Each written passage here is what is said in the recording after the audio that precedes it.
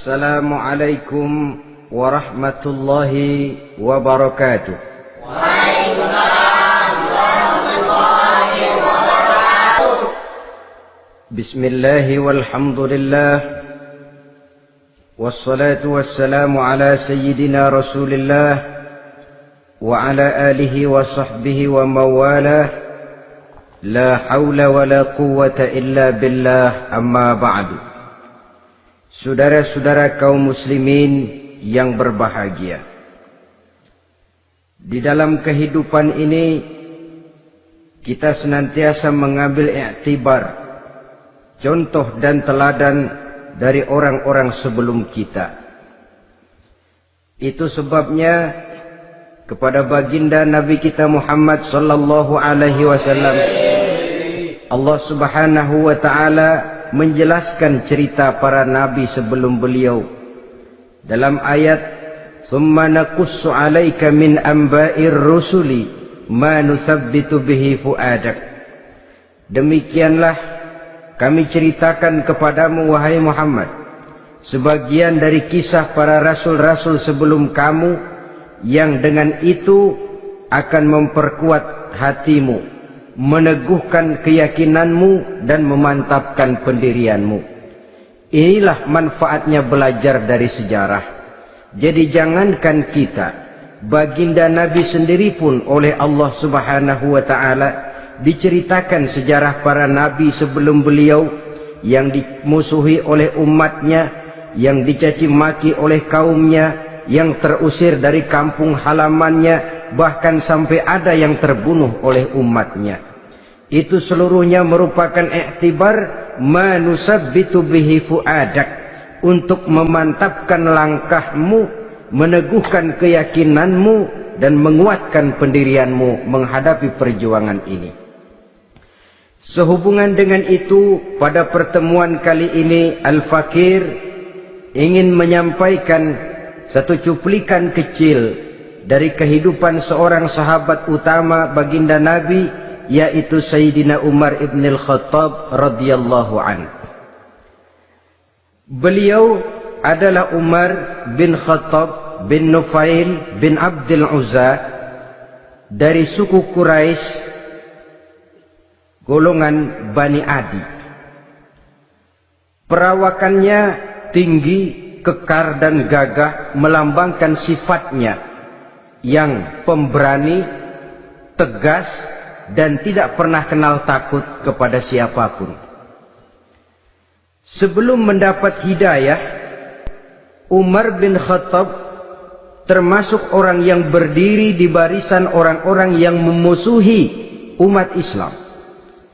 Ia terperangkap dalam tradisi jahiliyah, di mana gemar berperang dan bermabuk-mabukan juga merupakan hal-hal yang pernah dilaksanakan dalam kehidupannya sebelum beliau masuk ke dalam agama Islam. Oleh karena itu, dalam kehidupan beragama, hidayah merupakan sesuatu yang penting. Bagaimanapun banyaknya dosa dan kesalahan yang telah dilakukan oleh seseorang, tidak seharusnya menyebabkan ia putus asa dari rahmah Allah. Sebaliknya, bagaimanapun banyak kebajikan dan kebaikan yang sudah dikerjakannya, tidak perlu membuat dia besar hati, puas, bangga, apalagi menjadi lalai karenanya. Sebab kita belum tahu akan bagaimana ujung perjalanan dari kehidupan kita ini. Saudara-saudara, kisahnya pun masuk Islam merupakan peristiwa yang menarik. Pada satu hari, dengan pedang terhunus, Umar bin Khattab menuju Darul Arqam, tempat di mana baginda Nabi biasa berkumpul dengan para sahabat. Melihat mukanya yang beringas, matanya yang nanar, orang sudah menyangka dan mengerti ini tentu akan terjadi pembunuhan. Dalam perjalanan menuju Darul Arqam, Umar bertemu dengan Nu'aim bin Abdullah. Nu'aim bertanya, "Ya Umar, mau kemana ente?" "Mau membunuh itu, si murtad itu," kata. "Si murtad yang mana?" Yang mana lagi? Itu yang memecah belah kita, yang menghina berhala-berhala kita, yang menjelek-jelekkan nenek moyang dan keturunan kita.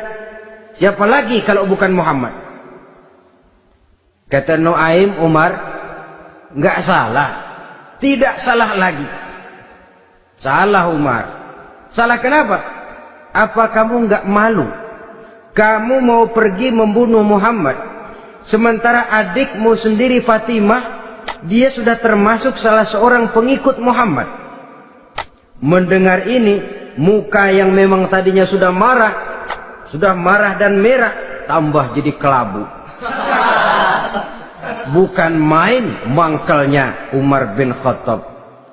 Orang lain dia musuhi, orang lain dia kejar-kejar. Ini malah adiknya sendiri menjadi pengikut dari baginda Nabi. Tidak jadi menuju Darul Arqam, dia berangkat ke rumah adiknya Fatimah. Adapun di rumah Fatimah sedang berkumpul Fatimah, suaminya Sa'id bin Zaid, dan seorang sahabat Habbab ibnul Arad. Mereka sedang membaca Quran. Waktu itu Quran belum lagi dijilid macam sekarang, jadi masih merupakan suhuf atau lembaran-lembaran tercecer saja. Ketuk pintu, ya tentu tidak assalamualaikum karena dia belum Islam. Tok tok tok, siapa di luar? Umar. Mendengar suaranya saja, ini sahabat yang namanya Habbab ibnul Arad sudah lari ke belakang pintu. Sambil komat kamit baca doa mohon diselamatkan oleh Allah. Adapun Fatimah yang sedang memegang suhuf, lembaran tulisan Quran itu, menyembunyikan suhuf itu di belakang bajunya. Umar masuk. Fatimah, saya bang. Apa benar berita yang saya dengar? Berita apa itu bang? Bahwa kau sudah masuk Islam. Bang, andai kata Muhammad memang benar, bagaimana? Sudahlah, jangan belit-belit. Jawab saja, kau masuk Islam benar atau tidak? Ya. Saudara hadirin, begitu dikatakan iya, tangannya langsung melayang, menampar muka adiknya ini, sehingga mengalir darah dari hidungnya. Suaminya Sa'id bin Zaid yang mencoba melindungi istrinya, dipegang lehernya, dibanting, diduduki dadanya. Oh, ini jawara ini.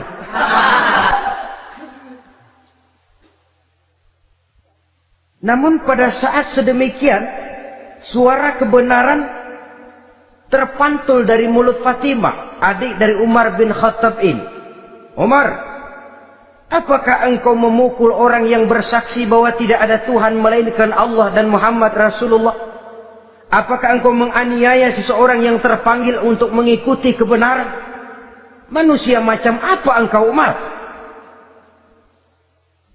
Saudara, memang dia orang keras, tapi hatinya mudah menerima kebenaran. Sehingga mendengar kalimat adiknya ini tercenung dia sejenak, melongo, bengong kata anak sekarang. Ini kalau tidak karena keyakinan yang mantap, tidak mungkin orang ini, anak adik saya ini bicara macam begini. Umar, mengapa engkau memukul orang yang bersaksi bahwa tidak ada Tuhan melainkan Allah dan Muhammad Rasulullah? Mengapa engkau pukul orang yang mengikuti kebenaran, menerima hidayah dari Allah? Begitu yakin dan mantapnya, walaupun di tengah satu hal yang sangat menakutkan. Siapa yang tidak takut orang Quraisy berhadapan dengan Umar bin Khattab yang dikenal sebagai singa padang pasir pada waktu itu? Malahan dia termasuk salah seorang jagoan di tradisi masyarakat jahiliyah itu. Ada satu pasar yang namanya pasar Ukaz. Tiap tahun di pasar itu diadakan pesta. Pertama pertandingan syair. Jadi penyair waktu itu jadi kebanggaan. Syair-syair yang menang itu digantung di dinding Ka'bah. Jadi setiap suku akan bangga kalau mempunyai ahli syair yang hebat. Nah, lalu diadakan juga lah perlombaan balap kuda, memanah, termasuk gulat. Lah Umar ini tiap kali pertarungan mesti menang. Belum pernah ada yang berhasil mengalahkan dia. Jawara. Saudara-saudara, mendengar adiknya begitu mantap hatinya, apalagi ketika adiknya berkata begitu, suhuf, lembaran yang disembunyikan di belakang bajunya tersembul. Apa yang kau sembunyikan di balik bajumu itu? Suhuf. Apa suhuf itu? Lembaran Al-Quran. Coba saya lihat. Enggak boleh. Kenapa? Kamu kotor. Orang kotor tidak boleh megang Quran. Saya mau lihat. Enggak boleh. Kalau kamu mau lihat, mandi dulu. Diturutinya permintaan adiknya itu. Lalu diambilnya suhuf tadi. Dia baca. Kebetulan ayat yang dibacanya ayat pertama dari surah Toha yang berlanjut dengan ayat 14 pada surah yang sama. Dia baca, Bismillahirrahmanirrahim. Toha ma anzalna ilaikal Qur'ana litashqa illa tazkiratan liman yakhsha. Toha, tidaklah aku turunkan Al-Quran ini untuk bikin sukar manusia, melainkan merupakan pengingat bagi orang-orang yang takut kepada Allah. Lalu pada ayat ke-14, Innani anallahu la ilaha illa ana fa'budni.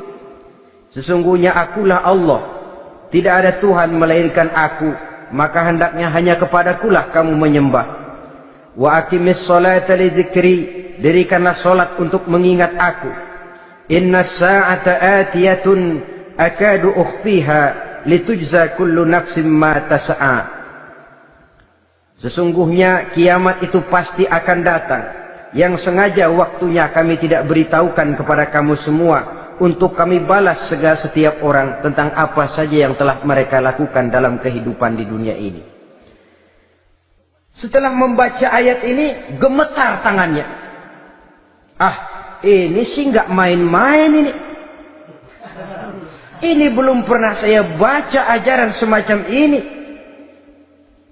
Tidak patut orang yang mempunyai kitab suci semacam ini dimusuhi. Ini sesuatu yang benar, tergetar jiwanya. Hei, Fatimah, Muhammad di mana Muhammad? Saya tidak akan memberitahu kepada kamu. Di mana? Saya tidak akan memberitahu. Lebih baik kau bunuh saya kalau memang maksudmu mau mencelakakan Muhammad. Sama sekali saya tidak akan mencelakakan dia, Fatimah. Kasih tahu saja, di mana dia? Darul Arqam. Bergegas dia menuju Darul Arqam. Di dalam Nabi memang sedang kumpul dengan para sahabat. Termasuk ada Sayyidina Hamzah yang juga terkenal jawara juga. Ketuk pintu. Ketuk pintu. Siapa di luar? Umar. Di dalam ini geger sebagian sahabat. Umar datang ini pasti bencana. Umar datang, wah, kalau istilah kampung, kerok dan urusan.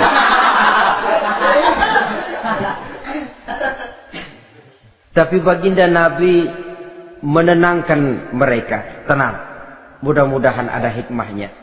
Sayyidina Hamzah tampil, bukakan dia pintu. Kalau niatnya baik, kita terima. Kalau niatnya tidak baik, saya paling depan. Dibukakan pintu.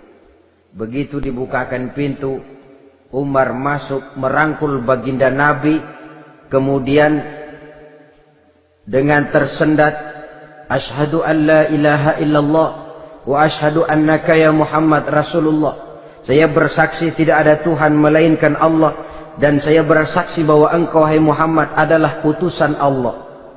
Sahabat takbir semua, Allahu Akbar, Allahu Akbar. Kegembiraan meliputi suasana ketika itu. Kenapa? Karena sebelumnya dikala Umar belum masuk Islam, dia merupakan ganjalan yang paling dikhawatirkan oleh umat Islam. Setelah dia masuk Islam, jelas merupakan satu keuntungan yang sangat besar. Dan dia tertarik kepada Islam bukan karena bujuk rayu orang, tidak karena diberikan harta, tidak karena diiming-iming oleh kedudukan tinggi, Tapi karena kebenaran, hidayah menembus hatinya melalui wasilah ayat dalam surah Thaha yang dibacanya melalui suhuf yang dipegang oleh adiknya tadi. Sejak saat itu berubah 180 derajat Umar bin Khattab radhiyallahu anhu. Tetapi tetap dengan sifatnya keras, tegas, dan tidak pernah kenal takut kepada siapapun. Cuma kalau sebelum Islam, dia kerasnya kepada Islam. Setelah dia masuk Islam, muter arah. Kepada siapapun yang memusuhi Islam, dia bersikap keras, tegas, dan tidak pernah kenal takut. Bahkan setelah beliau masuk Islam, satu hari ketika di Darul Arqam kumpul-kumpul, waktu itu Nabi belum berdakwah secara terbuka karena pengikut masih sedikit. Sayyidina Umar usul, "Ya Rasul, ada apa Umar? Alasna 'alal haq fi mamatina wa mahyana." Ya Rasul, bukankah kita ini berdiri di atas sesuatu yang benar? Bukankah mati kita, hidup kita untuk melaksanakan sesuatu yang benar? Bala ya Umar, betul Umar. Wallazi nafsi biyadih, innakum la'alal haq in muttum wa in hiyitum. Demi Allah Umar, kata Nabi, sesungguhnya kamu dan kita semua berdiri di atas kebenaran, hidup ataupun mati. Setelah mendapat jawaban begini, Umar masuk kepada tujuan pembicaraannya. Izan ya Rasul, fafimal ihtifal. Kalau memang begitu ya Rasul, kalau memang kita yakin kita berdiri di atas kebenaran, kita hidup karena kebenaran, kita mati pun memperjuangkan kebenaran, fafimal ikhtifa. Kenapa mesti ngumpet-ngumpet? Kenapa harus sembunyi-sembunyi? Wallazi ba'asaka bil haq, demi Allah ya Rasul, la takhrujanna wa la nakhrujanna ma'ak. Tuhan harus keluar menyampaikan Islam ini secara terbuka, dan kami akan mendampingi Tuhan dengan segenap jiwa dan raga. Sekali masuk Islam gak tanggung-tanggung. Yang kayak begini ini yang kita perlukan sekarang ini. Begitu masuk Islam, nggak tanggung seluruhnya, jiwa dan raganya masuk Islam. Beliau yang pertama kali mengajukan ide, kenapa harus dakwah sembunyi ya Rasul? Wong kita berdiri di atas kebenaran, memperjuangkan sesuatu yang hak. Kalau kita mati, kita pun mati membela kebenaran.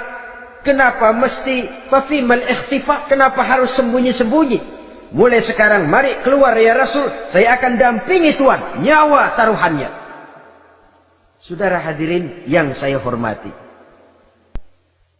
selalu dia tempat-tempat yang pernah dia melaksanakan maksiat sebelum dia Islam, selalu dia kunjungi sampai dia berkata, tidak ada tempat yang pernah saya melakukan kesalahan sebelum saya Islam yang harus saya tutupi dengan kebajikan setelah saya Islam sekarang ini. Bahkan ada satu riwayat menjelaskan beliau itu yang tinggi badannya, kekar perawakannya, gemetar orang ngadepin dia. Tapi beliau sendiri sangat mudah gemetar kalau sudah mendengar ayat-ayat Allah. Sehingga ada satu riwayat menjelaskan Sayyidina Umar itu setelah masuk Islam, kalau sholat kadang-kadang bila menoleh ke kanan beliau senyum, bila menoleh ke kiri beliau menangis berurai air mata. Ada orang bertanya, ya Umar, kenapa menengok ke kanan kau senyum, ke kiri kau menangis? Itulah kalau saya ingat jahilnya saya sebelum Islam. Adapun bila saya menoleh ke arah sebelah kanan saya tersenyum, teringat betapa dulu saya membuat berhala dari korma. Saya tumpuk-tumpuk, saya susun begitu.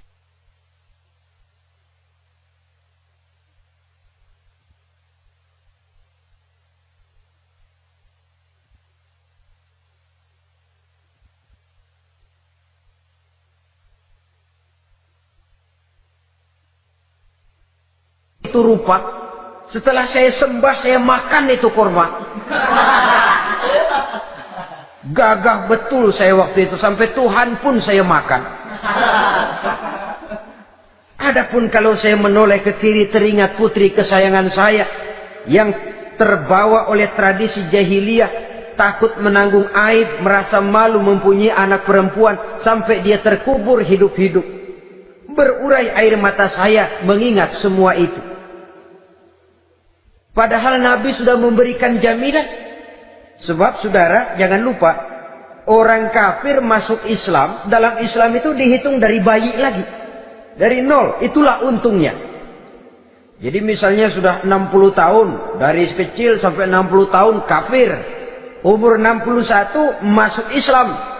Nah, sejak umur 61 itulah yang dihisab oleh Allah.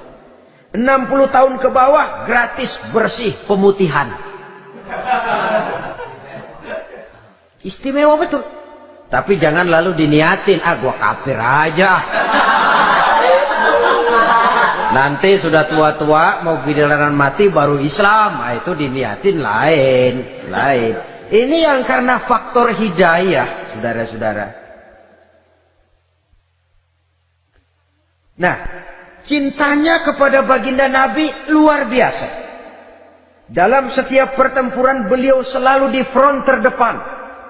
Bahkan demikian cintanya sampai ketika hari di mana baginda Nabi wafat, saudara-saudara. Disampaikan berita wafat Nabi kepada Umar ini. Ya Umar, baginda Nabi sudah wafat. Kamu ngomong apa? Baginda Nabi sudah wafat. Bukan sedih, nyabut pedang, keluar matanya melotot. Siapa yang bilang Muhammad mati, saya tabas batang lehernya. Begitu cintanya beliau kepada baginda Nabi, sampai-sampai nggak menerima kalau Nabi wafat. Taruhlah nggak bisa mati bersamaan, bolehlah mati beriring-iring saja barangkali maksudnya. Saudara-saudara, cabut pedang, kelayaban kemana-mana. Ayo, siapa ngomong Muhammad mati, saya tabas batang lehernya.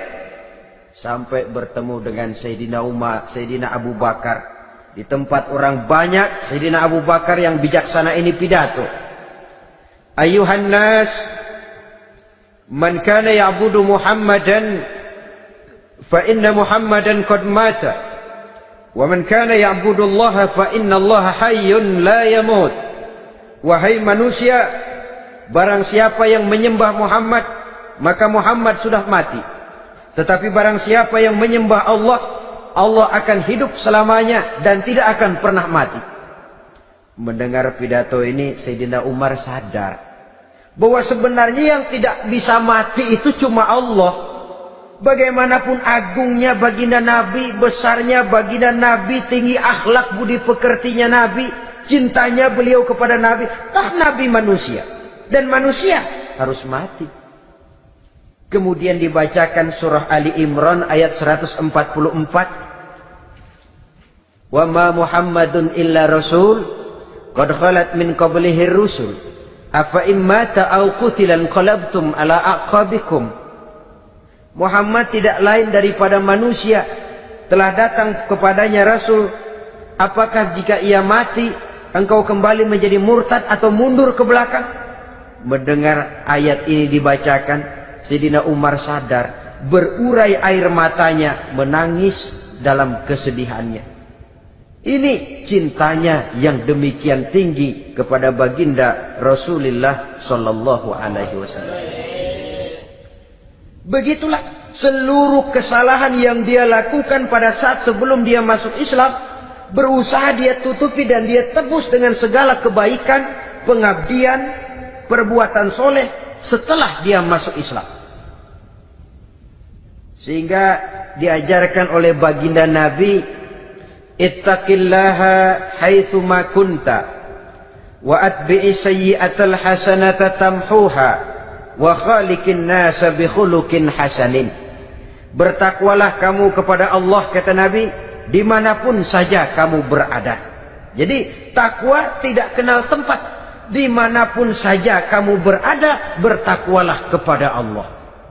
Di rumah takwa, di pasar takwa, di kantor takwa, di tengah orang banyak takwa, pada waktu sendirian takwa. Ittaqillaha haitsu ma kunta. Bertakwalah kau kepada Allah dimanapun saja kamu berada. Jangan takwa pakai tempat. Di masjid takwa, di kantor nyolong. Itu tidak haitsu makunta. Yang diajarkan oleh Nabi, dimanapun kamu berada, bertakwalah kepada Allah. Wa atbi'i sayyi'atal hasanah tamhuha, dan iringi perbuatanmu yang salah dengan kebaikan. Jadi kalau satu saat terselip kita berbuat salah, cepat iringi dengan kebaikan, tamhuha, dengan harapan kebaikan yang kita kerjakan akan menutupi dosa yang terselip kita lakukan. Ngomongin orang, astagfirullahaladzim, banyak istighfar. Istighfarnya mudah-mudahan bisa nutupin dosa karena ngomongin orang. Tapi jangan lalu tambah sulap. Ngomongin orang istighfar, terus ngomongin lagi istighfar lagi.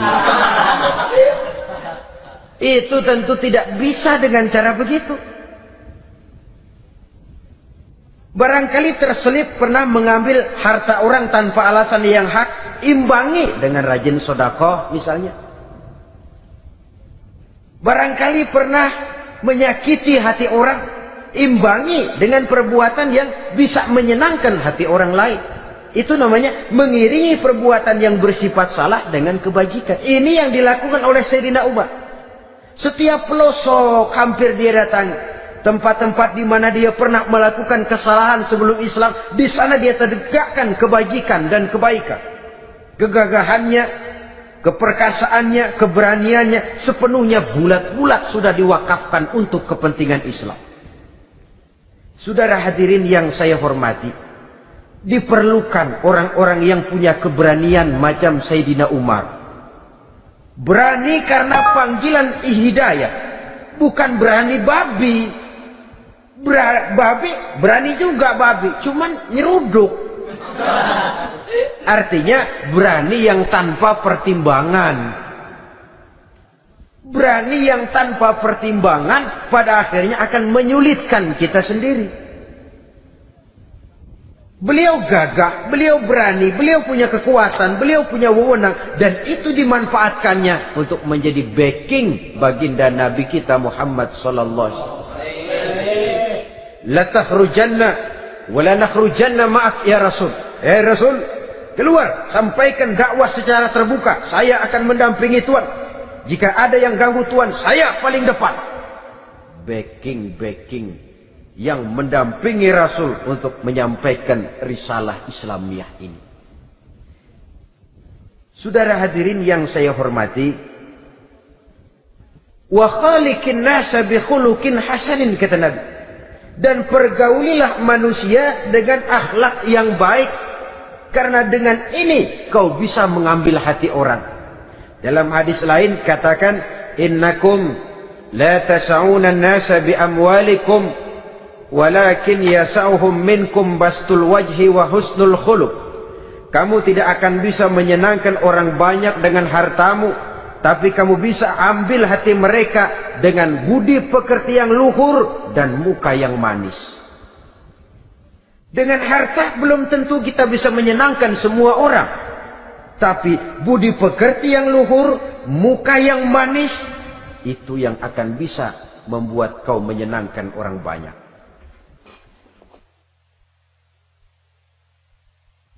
Setelah baginda Rasul wafat, pernah ketika berkumpul, Sayyidina Abu Bakar berkata kepada Sayyidina Umar, "Ya Umar, saya baiat kamu untuk menjadi khalifah." Jawab beliau, "Sayalah yang akan membaiat Tuan. Tapi Anda lebih utama dari saya Umar. Keutamaan saya akan saya berikan kepada Tuan untuk mendukung kekhalifahan Tuan." Di sini kelihatan wataknya yang tidak ambisius. Gagah, berani, perkasa, tapi tahu diri. Enggak nyelonong. Tidak menggunakan kekuasaannya, kegagahannya untuk maksud yang sewenang-wenang. Oleh karena itu setelah Sayyidina Abu Bakar wafat, beliau dilantik menjadi khalifah, keluarlah pidatonya yang terkenal. Ayuhan nas, inni qad wullitu alaikum walastu bi khairikum. Hai manusia, aku telah dipilih menjadi pemimpin kamu. padahal aku bukanlah orang yang terbaik di antara kamu. Kalau tidaklah karena aku melihat keutamaan, keteguhan yang dapat melindungi kalian, berat rasanya aku memikul amanah ini. Sebab apa? Alangkah beratnya menunggu datangnya perhitungan di akhirat nanti terhadap Umar. Ini yang jadi motifnya memegang jabatan khalifah. Sungguh berat bagi Umar menunggu datangnya saat perhitungan. Sehingga seolah-olah kalau bisalah jadi Umar bin Khattab saja, jangan jadi khalifah kalau bisa. Tapi moya umat sudah kadang memilih. Sehingga benar kalau dalam satu hadis Nabi pernah mengajarkan jangan memberikan satu jabatan kepada orang yang memintanya. Sebab orang kalau sudah minta jabatan, apalagi pakai jilat-jilat, pakai upeti-upeti, tentu ada tendensinya. Ada batu di balik udang. Kalau udang di balik batu kan mungkin nggak kelihatan, tapi kalau batu di balik udang kelihatan betul itu. Ada maunya, ambisinya. Jangan memberikan satu jabatan kepada orang yang memintanya. Seakan di batinnya Sayyidina Umar menyesali. Kenapa Umar nggak jadi Umar saja, kok mau jadi khalifah gitu. Alangkah berat perhitungan buat saya di akhirat nanti. Nah, setelah jadi khalifah, sebagai satu i'tibar, saya akan mencoba mengemukakan beberapa sifatnya yang menonjol untuk pelajaran buat kita semua. Pertama, sikapnya terhadap keluarganya setelah beliau menjadi khalifah. Kedudukan sebagai keluarga Umar bin Khattab bukan merupakan kedudukan istimewa. Itu ditanamkan betul kepada keluarganya. Jangan karena bapakmu khalifah lalu mentang-mentang anak khalifah kau merasa dapat fasilitas, merasa bisa berbuat semau-maumu, kau harus punya tanggung jawab dan beban moral, memberikan contoh yang lebih baik kepada rakyat. Ini yang ditekankan kepada keluarganya. Kalau beliau mau mengeluarkan undang-undang, undang-undang itu lebih dahulu dibicarakan di tengah keluarganya, kumpul anak-anaknya, ini akan ada undang-undang begini. Siapa di antara kalian mau mentaati, persilakan, yang tidak pun persilakan. Tapi saya ingatkan, kalau ada dari keluarga Umar yang melanggar peraturan yang saya keluarkan ini, saya akan menghukumnya 2 kali lipat karena dia keluarga saya. Menghukumnya 2 kali lipat karena dia keluarga saya. Jadi bukan mentang-mentang anak babe, lalu kebal hukum. Tidak. Siapa yang diantara kalian melanggar peraturan ini, akan aku kenakan hukuman 2 kali lipat karena dia keluargaku. Nah, saudara hadirin yang saya hormati, lalu berwibawa, dijaga betul keluarganya. Suatu hari beliau datang ke rumah putranya Abdullah bin Umar. Ketika masuk dilihatnya Abdullah bin Umar sedang makan daging. Makan daging. Merah muka Umar. Mentang-mentang anak khalifah ya, mentang-mentang anak Amirul Mukminin ya, kamu makan daging. Lihat tuh rakyat kita masih banyak yang kelaparan, makan daging, makan roti keras. Padahal itu halal, sesuatu yang diperoleh dengan usahanya sendiri. Tetapi begitu hati-hatinya Umar untuk menjaga pandangan orang. Keluarga khalifah merupakan beban moral sebab akan dijadikan contoh oleh rakyatnya. Mentang-mentang anak khalifah ya makan daging. Lihat tuh rakyat, roti keras digarotin. Lain saat beliau pergi ke satu pasar. Di situ dilihat ada sapi gemuk-gemuk. Tempat lain sapinya kurus-kurus. Tanya, ini yang gemuk-gemuk sapi siapa? Sapi Abdullah bin Umar. Sapi anaknya. Panggil Abdullah bin Umar, suruh sini. Datang anaknya itu. Abdullah bin Umar, bagaimana ceritanya sampai ini? Begini Bapak. Dahulu itu dengan uang saya beli sapi kurus-kurus. Lalu saya rawat. Saya berikan upah orang untuk merawat sapi-sapi itu. Sampai sekarang dia menjadi gemuk. Akan saya jual dan keuntungannya tentu sesuatu yang halal. Subhanallah, kata Umar. Kau ini anak Amirul Mukminin. Jual sapimu. Ambil modalnya, untungnya, masukkan Baitul Mal untuk urus kepentingan orang Islam. Dia nggak mau anaknya terlibat bisnis, dompleng kekuasaan ayahnya. Karena mentang-mentang anak khalifah lalu segala macam bisnis lancar. Orang takut karena apa? Anak babe. Ada lagi. Pada waktu pembagian harta ghanimah, putri beliau yang namanya Hafsah, ini adalah istri baginda Nabi, meminta bagian. Kaum kerabat ayah, ini kerabat khalifah, kitalah dulu kerabat. Kalau kau kerabatku, maka jatahmu nanti dari ayahmu. Harta ini masih lebih banyak dibutuhkan oleh orang-orang Islam. Nanti belakangan kalau ada sisanya. Belakangan kalau ada sisanya. La haula wala quwata illa billah.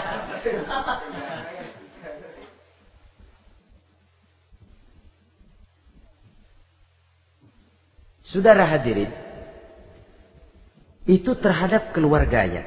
Kemudian apa sifat-sifat yang menonjol dari kepemimpinannya? Pertama, kesederhanaannya. Beliaulah satu-satunya khalifah, Amirul Mukminin, setingkat presiden kalau sekarang, yang punya jubah cuma 2 dan 1 pun punya anaknya. Tambelan lagi. Pernah sholat Jumat terlambat.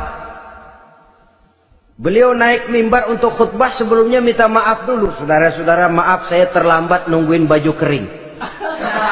Seorang khalifah nungguin baju kering. Sederhana dalam kehidupannya.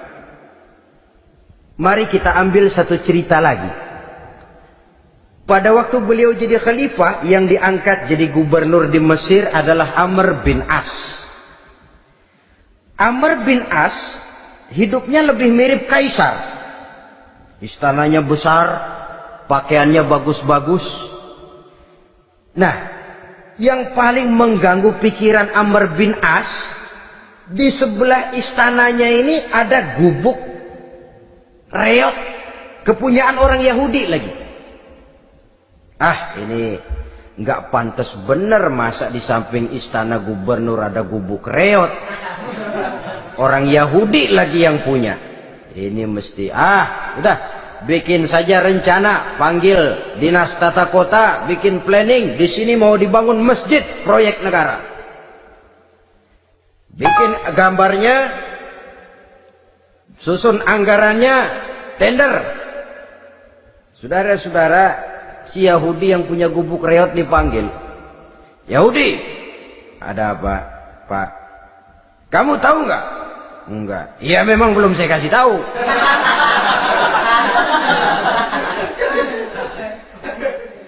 Ada apa, Pak?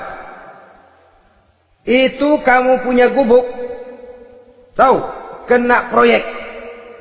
Proyek apa, Pak? Kami mau bangun masjid besar di situ. Dan tidak sesuai ada gubuk reot di samping tempat gubernur. Jadi maksud Bapak, gubukmu, tanah-tanahnya mau saya bebaskan. Saya beli. Enggak mau, Pak. Saya enggak mau jual. Saya bayar 2 kali lipat. Enggak mau. 3 kali lipat. 6 kali lipat juga enggak mau, Pak. Saya dari muda peres keringat banting tulang cuma segitu-gitunya, Pak, tempat saya tinggal. Gubuk reot sama tanahnya sedikit. Makmur saya, Pak, cuma rumah sama sumur.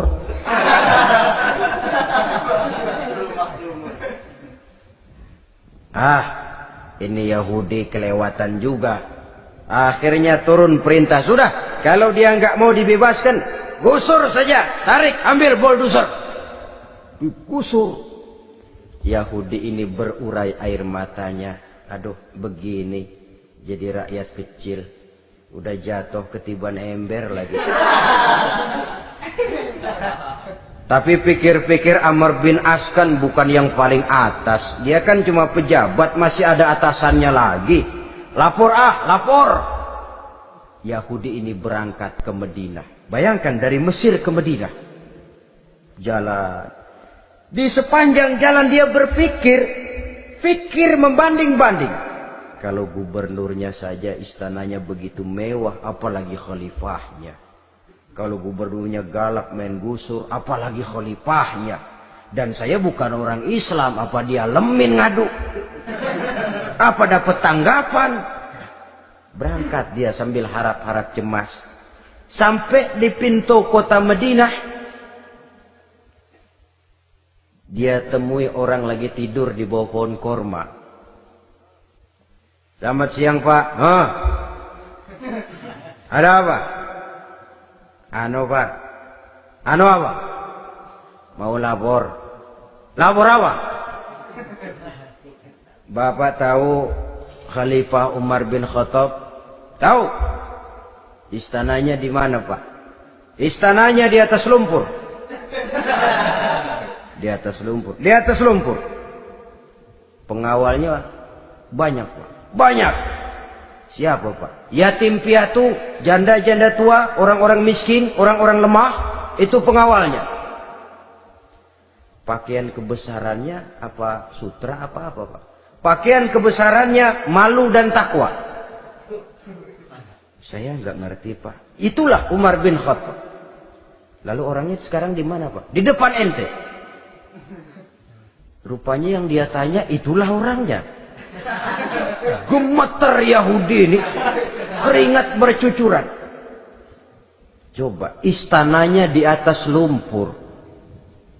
Sebab beliau berprinsip, bagaimana saya bisa menghayati nasib rakyat kalau saya tidak merasakan apa yang mereka rasakan?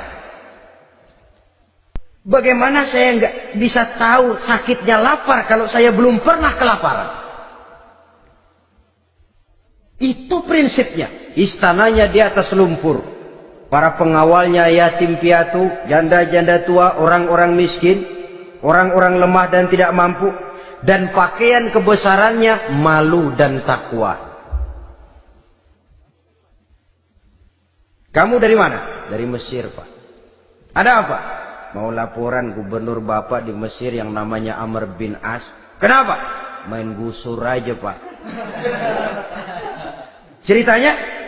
Iya, dia mau bangun masjid. Kebetulan di areal itu saya punya tanah sama gubuk segitu-gitunya. Saya nggak mau dibeli, digusur Pak. Saya mau mencari keadilan. Begini. Kamu lihat tempat sampah itu? Lihat. Di situ banyak tulang. Coba kamu ambil kemari satu. Tulang unta, bawa sini. Bingung Yahudi. Pak, saya kemari mau cari keadilan. Kalau tulang mah di Mesir juga banyak Pak.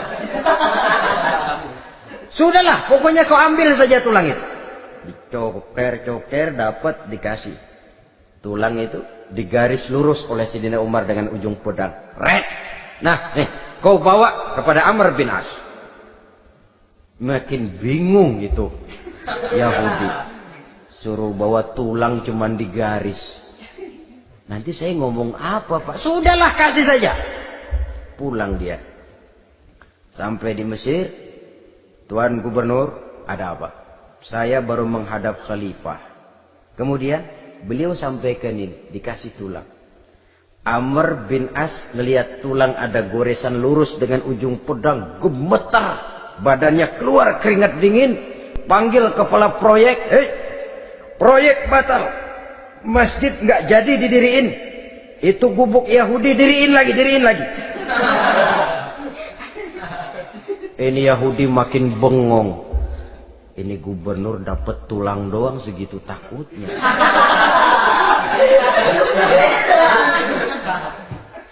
Ada apa sebenarnya Tuan Gubernur? Kamu tahu? Ini nasihat pahit buat saya dari Amirul Mukminin Umar bin Khattab. Seolah-olah beliau bilang, "Hai Amr bin As, jangan mentang-mentang sedang berkuasa ya. Pada suatu saat kau akan jadi tulang-tulang kayak begini. Maka mumpung kamu masih hidup dan berkuasa, berlaku lurus dan adillah kamu seperti lurusnya garis di atas tulang ini. Red. Lurus, adil, jangan bengkok. Sebab kalau kamu bengkok, nanti aku yang luruskan pakai pedangku. Siapa yang nggak ngeper digituin? Sampai akhirnya apa? Kata si Yahudi, Pak, kalau begitu Islam adil ya. Adil. Kalau gitu biarin dah Pak, tanah saya. Mau kamu jual? Bukan saya jual Pak, saya kasih aja dah. Campur gubuk-gubuknya, ambil aja dah.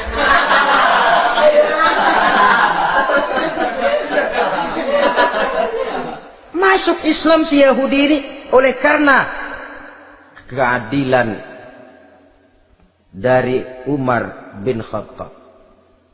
Begitulah kesederhanaan hidupnya. Sampai saudara, yang ironi betul,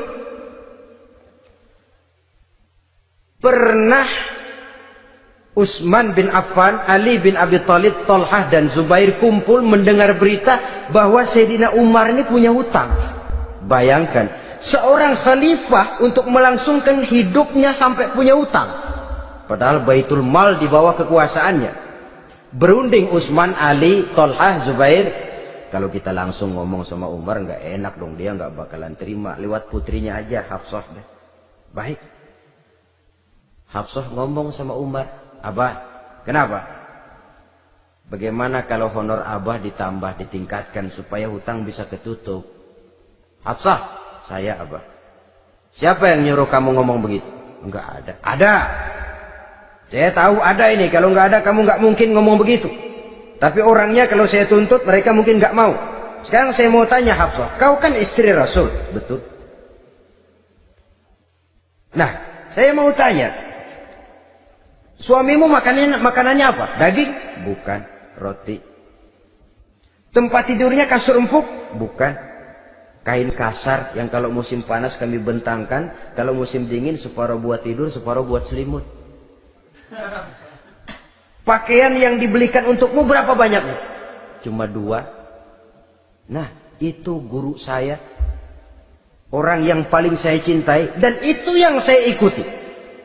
Bahkan setelah beliau wafat, Sayyidina Umar ini hutangnya ditanggungkan kepada anaknya Abdullah bin Umar, dan itu pun dilunasi dengan menjual rumahnya, sehingga rumahnya itu disebut Darul Qadha, rumah bayar hutang. Begitu kesederhanaannya. Jadi nggak pakai aji mumpung jadi khalifah lalu kayak ikan gurita, tangan yang mana aja megang. Itu kan mental monyet. Monyet itu kan begitu, tangan megang kiri kanan, mulut ngawal, kaki megang, temennya dikasih masih ngerampas juga. Monyet rakus betul itu. Itu kesederhanaannya. Kenapa kesederhanaan ini timbul? Karena sikap zuhudnya. Zuhud itu tarkud dunia li ajlil akhirah. Orang yang mengambil dunia hanya yang diperlukan dengan lebih mengutamakan kehidupan akhirat. Watak zuhudnya yang sangat menonjol. Dialah pahlawan yang paling berani di medan perang. Dialah imam yang paling khusyuk di masjid. Dan tidak jarang kalau sholat sendiri, begitu membaca ayat yang menceritakan neraka, nangis berurai air matanya. Saudara hadirin ma'asyiral muslimin rahimakumullah. Jadi kesederhanaan dan kezuhudan ini bukan lewat teori disampaikan oleh Umar, bukan lewat penataran seluruh aparat, tidak, lewat contoh konkret. Inilah saya, contoh sederhana dan zuhud. Bagaimana saya akan bisa merasakan penderitaan kalau saya sendiri tidak pernah menderita? Bagaimana saya akan tahu sakitnya lapar kalau saya belum pernah kelaparan? Maka tanpa penataran, tanpa upgrading segala macam, berhasil karena prinsip keteladanan. Beliau jadi contoh utama. Dan sumber utamanya tentu tidak lain karena contoh dari baginda Nabi besar Muhammad sallallahu alaihi wasallam. 2, sederhana. Yang kedua, zuhud. Yang ketiga, sifat yang menonjol dari kekhalifahannya adalah adil. Kalau sudah bicara soal hukum, dia tidak pernah kenal kompromi. Adalah seorang pemuka Nasrani masuk Islam. Namanya Jabalah bin Aiham. Ketika dia bikin haji, kain ihramnya keinjak orang Arab yang hitam. Badui. Jengkel. Dia merasa bekas tokoh. Enak aja nih orang udah jelek nginjak lagi. Ditempeleng orang tadi. Orang ini lapor kepada Umar. Panggil Jabalah bin Aiham. Panggil. Kau ditampar? Betul Khalifah. Tampar dia. Tampar lagi. Dipukul orang itu. Di depan Sayyidina Umar. Jadi tidak karena kau ini bekas kepala suku, kau ini bekas orang terhormat, lalu ada kebijaksanaan yang tidak bijaksana. Kebijaksanaan yang akhirnya jadi tidak bijaksana. Dan itu memang sudah dimulai dengan memblokir keluarganya. Tidak satu keluarganya pun yang boleh mempunyai perasaan bahwa menjadi keluarga khalifah merupakan fasilitas dan keuntungan. Kau jangan makan di atas punggungku. Kau jangan menikmati fasilitas di atas keringatku. Dan tidak ada keinginan mewariskan jabatan khalifah kepada anak-anaknya. Pernah beliau musyawarah, saya bingung, kenapa khalifah? Gubernur Kufah ini sulit nyari orang. Diangkat yang lemah, rakyat ngeluh. Diangkat yang keras, rakyat juga ngeluh. Ada calon khalifah. Kalau ini mah nggak salah lagi nih buat gubernur Kufah. Siapa? Abdullah bin Umar. Anak beliau sendiri. Melotot matanya. Jangan macam-macam kau. Cukup satu orang Umar memegang jabatan. Kalau berhasil, kami keluarga Umar sudah merasakannya. Kalau gagal, cukup kegagalan seorang Umar. Tidak berusaha mengorbitkan anaknya. Wah, anak babeh diangkat jadi jadi tidak, malah diblokir, cari yang lain.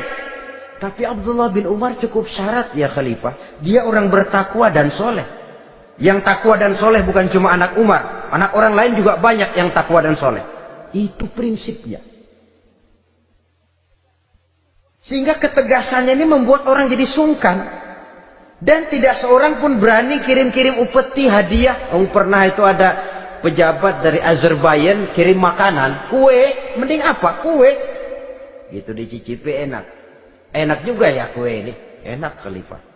Ini di sana apa makan rakyat biasa? Bukan, ini makanan orang-orang fit. Nah, dibungkus lagi itu kue. Dibungkus. Ontamu mana? Di luar. Ambil, bawa pulang, serahkan lagi kepada gubernur di sana. Kasih tahu salam dari Umar bin Khattab. Kenyangkan dulu rakyat dengan makanan seperti ini. Kita belakangan.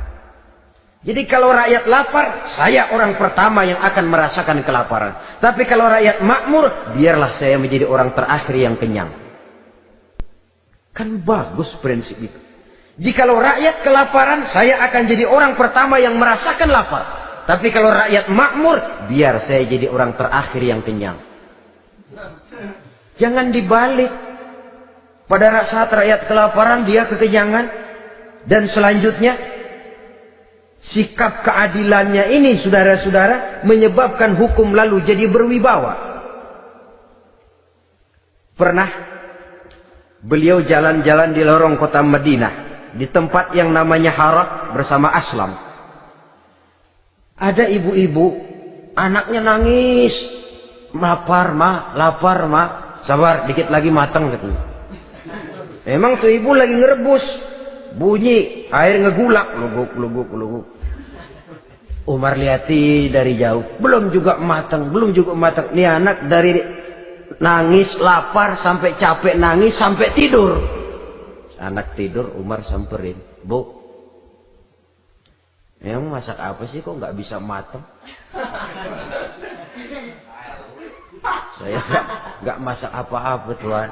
Itu pating kerubuk apa? Ketika dibuka ya cuma air saja. Subhanallah, ibu sudah ngebohongi anak ibu sendiri. Habis harus bagaimana Tuhan? Saya sudah nggak punya makanan untuk dimasak. Sementara perut nggak kenal kompromi. Jalan satu-satunya, ya terpaksa anak saya bohongi. Saya bilang sebentar lagi matang, sampai dia tidur sekarang ini. Memangnya Khalifah Umar gimana sih ngurusi rakyat? Subhanallah, dia orang zalim. Dia yang memegang urusan kami, tapi dia nggak tahu nasib saya. Anak kelaparan, keluarga terlantar. Oh begitu. Iya, zalim betul Umar bin Khattab itu. Kalau begitu ibu tunggu sebentar. Dia pulang bersama Aslam menuju Baitul Mal. Dia ambil tepung 1 karung, dipikul sendiri. Dipikul sendiri. Kata Aslam, ya Khalifah, biar saya yang bawa. Jangan. Kenapa Khalifah? Apa kau kira kau sanggup mikul dosa saya di akhirat nanti? Biar saya yang mikul sendiri. Dia bawa ke tempat tuh ibu-ibu. Dia masakin sendiri. Nah bu, sudah matang, persilahkan masak. Makan. Alhamdulillah Tuhan. Mudah-mudahan Allah memberkahi Tuhan. Tuhan lebih baik dari Umar bin Khattab yang zalim itu. Memang sebenarnya Tuhan siapa, kata tuh ibu? Saya. Iya, saya ya Umar bin Khattab yang ibu bilang zalim itu. Gemetar si ibu. Gemetar si ibu. Tapi memang peka dan menghargai kritik orang. Tidak membungkam setiap orang yang nadanya sumbang atau berbeda. Kadang beliau berkata, saya khawatir karena orang terlalu segan dengan saya, lalu nggak ada yang berani negor kalau saya salah. Kan begitu biasanya. Karena sudah terlalu segan, lalu semuanya orang mau diaminin saja. Asal dibilang nggak benar, marah, jengkel. Lalu disingkirin, maunya diiyain, inge, kulonuwun. Oke bos. Beliau bilang, saya khawatir kalau tidak ada orang yang mau menegur kesalahan saya jika saya terlanjur nanti. Tahu-tahu muncul orang, demi Allah, saya akan menegur Tuhan dengan pedang saya ini. Cerah mukanya, senyum bibirnya, alhamdulillah, anak muda, saya memerlukan orang macam kau. Yang berani berkata ya terhadap yang benar dan tidak terhadap yang tidak benar, apa dan bagaimanapun resikonya. Di sini kelihatan sikap beliau menghadapi orang yang berbeda pendapat. Keadilan, keberanian dan ketegasan, cepat menerima kebenaran merupakan serentetan dari sifat-sifat utama beliau sejak masuk Islam sampai menjadi khalifah yang kedua. Bahkan dengan jasa beliau, Islam kemudian tersebar menembus dinding Jazirah Arabia, memasuki Bizantium dan Persia, sehingga beliau juga dikenal sebagai periode Al-Futuhat Al-Islamiyah. Nah, saudara-saudara, inilah cuplikan kecil dari kehidupan seorang agung dan besar yang memang sangat terbatas kata-kata untuk melukiskan kebesaran itu. Namun yang secuplik ini mudah-mudahan menjadi sumbangan moral dalam rangka kita memperbaiki diri menuju kehidupan yang lebih baik. Terima kasih banyak atas segala perhatian. Mohon maaf atas segala kekurangan. Usikum wa nafsi bitaqwallah. Wassalamualaikum warahmatullahi wabarakatuh.